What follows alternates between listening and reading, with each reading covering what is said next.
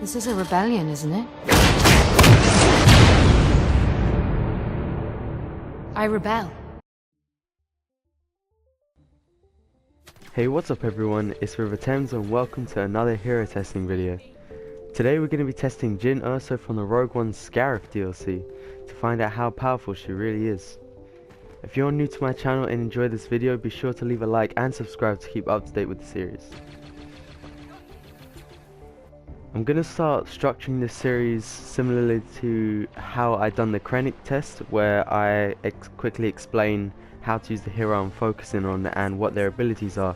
I feel this is a good way to start off these videos because Jyn is a fairly new hero and new players who may have picked up the game recently might not understand how to use them yet. But anyway, I hope you enjoy this video and let's get started. Jyn's pistol is called the A180 and she's seen using it in the Rogue One film. Basically this pistol has a high damage but a slow fire rate. Don't let this put you off because it can kill infantry in about 2 hits and 1 hit if it's a headshot. Her first ability is the rifle configuration. This allows her to add an attachment onto the A180 pistol. What this does, it turns it into a rifle. This rifle has a fast rate of fire but overheats very quickly. What's good about this rifle is that it has no cooldown, so you can use the ability whenever you want. Next up is the sonic imploder. This grenade partially blinds enemies and reduces armor. This armor system was introduced in the Scarif DLC, but when I first heard about it I didn't really understand it too much, so I'll try to do my best to explain it. If you've used Chewbacca, then he has an ability called the Mighty Roar which buffs up his team's armor and like damage and stuff. So if you throw a sonic imploder in the direction after you've seen Chewie use that ability, then you can cancel out the armor buff that they've received from Chewie, or to make it less effective. Also, Krennic's trait. His trait is that the more people around him, the more armor that he's going to receive. So if you throw a sonic imploder in Krennic's direction, then you can cancel out the armor that he's receiving from his teammates. Next up is the Truncheon surge. If you have seen Rogue One, then you'll notice that Jyn is using a baton to take out stormtroopers, and this has been brought into the game. This is a melee attack and can one-shot infantry. It can also get up to 9 charges at a time. To get all 9, all you need to do is get hero damage or kills.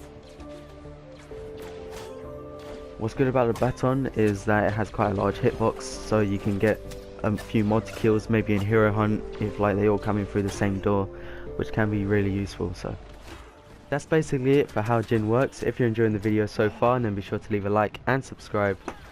But for now, let's get into the tests.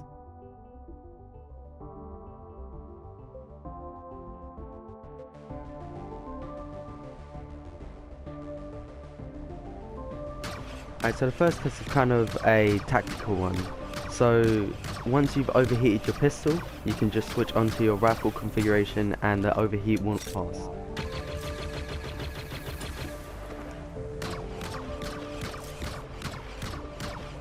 If you don't know what I'm talking about the red bar that like charges underneath your gun when you use it.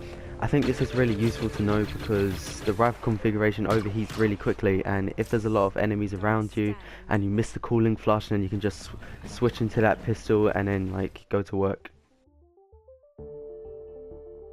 Next up is an unbelievable one. Like, the rifle configuration is literally insanely strong. I knew it was really good, but I never actually tested it fully, so now that I have, it's just amazing. Like, you can see it does over 50 damage to a hero in a couple seconds even. So if you hit the cooling flush on the rifle, you can take out a hero in 2 rounds of the rifle, which is just crazy.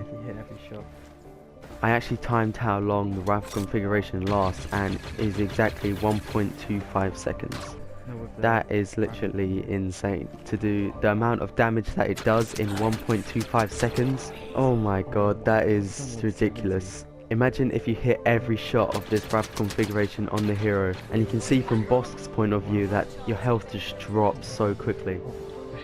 but keep in mind that it does vary between what hero you're using it on. Hitting your shots on the rifle configuration is not really that hard if it only lasts 1 second, so you can literally take out the heroes so quickly in Heroes vs Villains, even from range. You just need to like, it's actually mental. But let's get into the next one. I just wanted to see if Vader would do the same damage back to Jyn when she fires the rifle configuration. This ended up doing about 40 damage to Jyn, which is pretty good for deflecting for 1 second. I thought it was going to do a lot more, but 40 damage is still pretty high.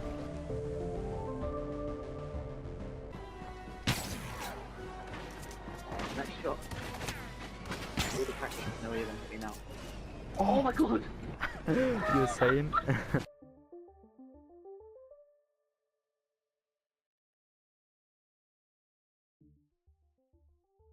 Alright, so next, the Sonic Imploder. Yes, you can get kills with it. It is really tricky to do. You need to like have the explosion radius right onto the enemy, which is kind of temperamental. You can't always get it there because the Imperial can just run away from it so easily. It will kill infantry if you get it like right on. It does about 10 damage to heroes, but it is pretty hard to do. If you don't get it exactly on the enemy, then it will just blind them and reduce their armor.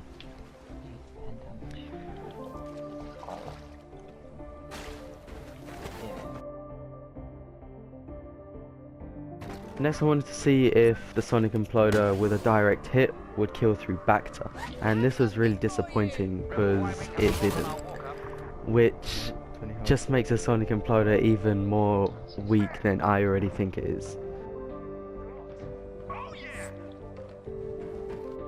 Next, you might already know this one, that when boss gets flashed in his predatory vision, then he can't see anything. And I wanted to test this with the Sonic Imploder, and it does have the same effect as the flash grenade, which is it's just crazy how bad your vision goes when that happens to boss.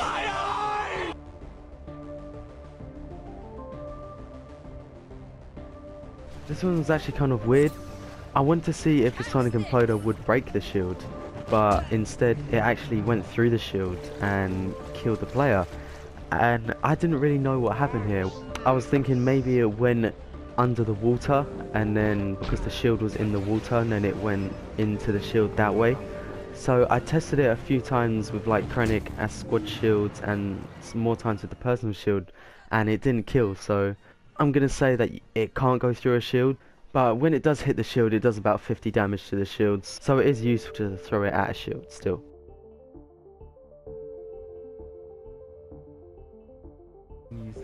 Next up is, will it cancel Krennic's Wrath of the Empire ability?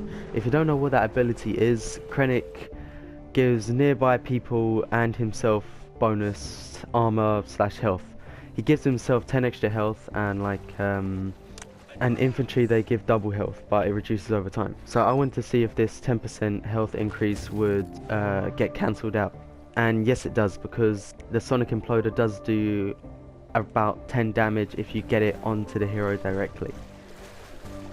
But as you can see in these clips, it is very tricky to do, because in this clip I throw it right in front of Krennic and it only deals 7 damage, which doesn't fully cancel out the armor buff. But when I threw it again for the second time, it ended up doing the 13 damage. So you can see how small the radius really is to actually do some decent damage with the Sonic Imploder.